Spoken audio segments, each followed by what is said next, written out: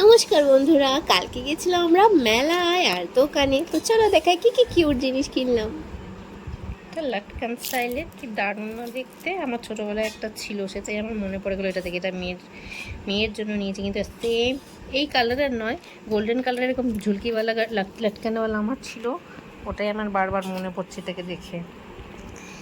এইটা হচ্ছে আমার নেল কালার নেল পেন্ট। এটা আমি নতুন এই ব্র্যান্ড কোনোদিনও ইউজ করিনি।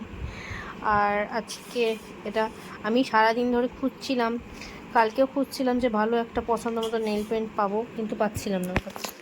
অ্যাট লাস্ট পেয়েছি গ্লিটারওয়ালা এটা। আর আরেকটা যেটা হচ্ছে সেটা হচ্ছে এইটা।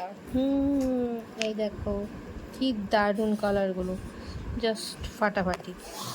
এবার অ্যাপ্লাই করলে তখন বুঝতে পারবো যে লাস্টিং করছে কি না। আর এটা তো আমি সবসময় ইউজ করি যখন দরকার অনুযায়ী। ইনসাইড এর স্মাচ ফ্রি আইব্রো পেন্সিল অফলাইনে কিনেছি, অন্যবার অনলাইনে কিনিনি, কিন্তু এবার আমার একটু আর্জেন্ট আছে বলে আমি অফলাইনে কিনে নিয়েছি।